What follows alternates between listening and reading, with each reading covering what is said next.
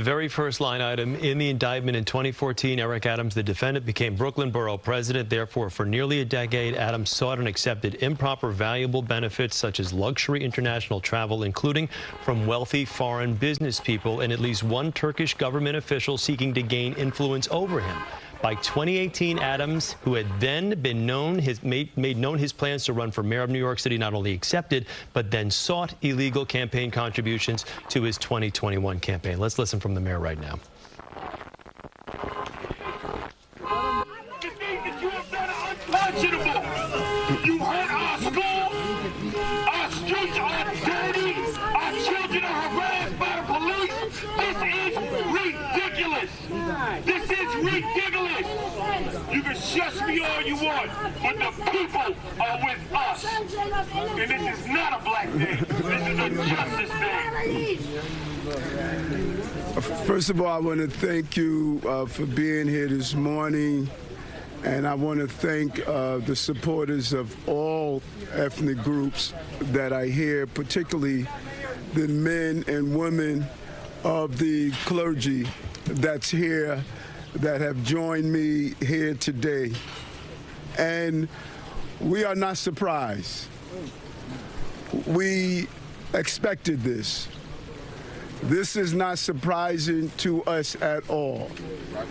The actions that have unfolded over the last 10 months, the leaks, the commentary, the demonizing, this did not surprise us that we reached this day.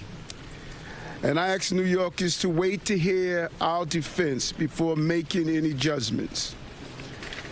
In about 30 minutes, you're going to hear a story of the case that is in front of us. This story will come from the federal prosecutors.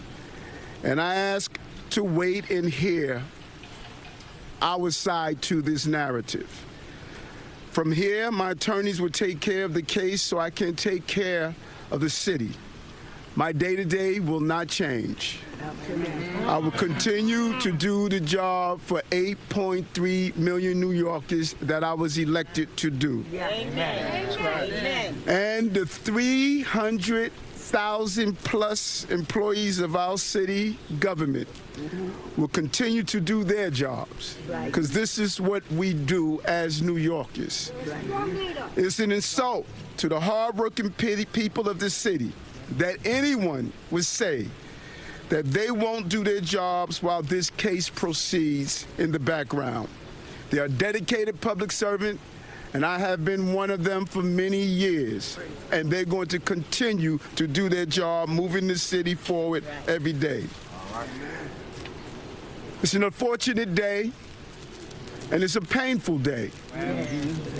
But inside of all of that, it's a day where we will finally reveal why for 10 months I have gone through this. And I look forward to defending myself and defending the people of this city as I've done throughout my entire professional career. That's right. And Natalie Duddridge has been there all morning. And Natalie, what have you seen out there so far? We saw it kind of devolved into a bit of a yelling match when the mayor was speaking, but what were you seeing?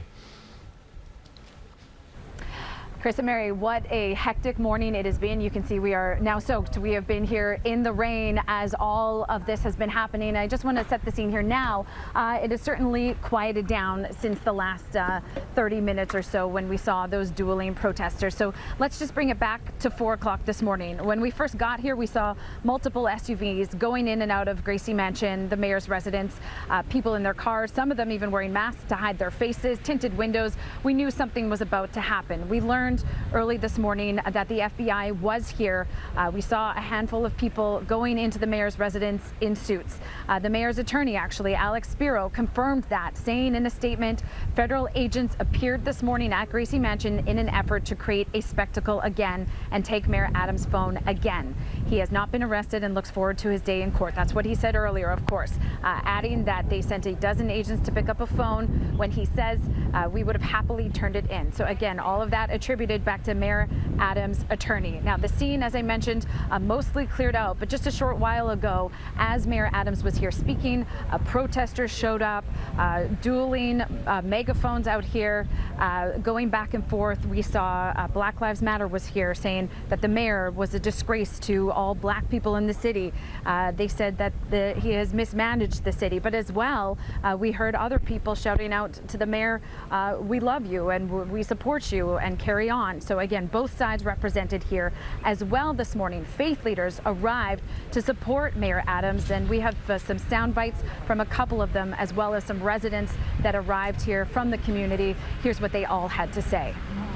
It's one more battle we have to fight. That's right. There's one more battle we have to fight. And we're not about to quit. We're not about to give up. That's right. We'll be there. We'll be there to the end. We live in a society where if we do something, there is a due process for all of us. There's a process that starts, it has a middle, and it has an end.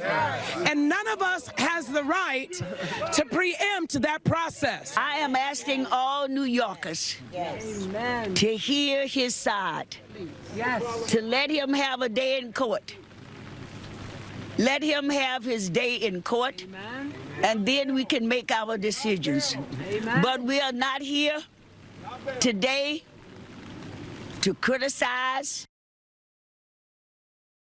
Show my disgust, and I'm very concerned about the city of New York right now, based on the fact that we really don't have anyone in power or control or any experts. It's despicable to see Mayor Eric Adams stand in front of Gracie Mansion with a smile on his face and saying he's being targeted because he is black. He is being targeted because the Federal Bureau of Investigations believes that he is a criminal. So again, you've been hearing from faith leaders, you've been hearing from the community, all kinds of people showing up here this morning to express their opinions about what's going on. In fact, at one point this morning, we had a mother here with her daughter. They were headed to school. They decided to stop. They actually decided to interrupt her daughter's school just so she could get a chance, she said, to watch history and teach her about the unfoldings of what's going on here at Gracie Mansion. And all of this, again, you heard in some of those sound bites, car alarms were going off. Police showed up to tow our vehicles while we were here. It is raining. The mayor came out, and obviously dueling protesters happening. So it has been quite a morning out here on a historic day, Chris and Mary, and I'll send it back to you in the newsroom. Our coverage moves down to City Hall. Jennifer Bisram is there live. And Jennifer, can you give us an idea of the tone there? What is going on at this time?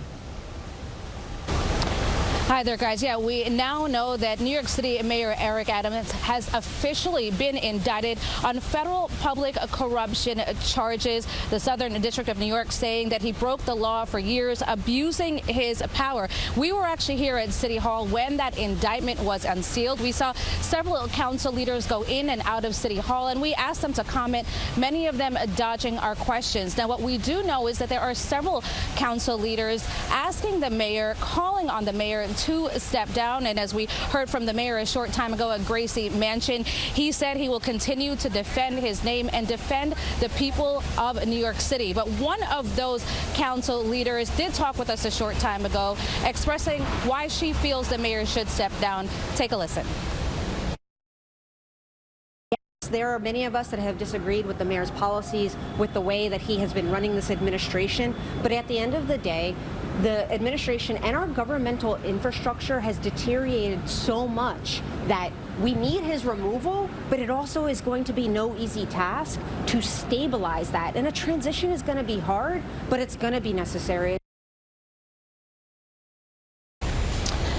And we know that this is the first time a sitting mayor here in New York City has been indicted. Of course, New Yorkers are also reacting, many of them having mixed emotions, some of them saying that he should fight those charges, some of them saying that he should step down. Take a listen to some of those New Yorkers.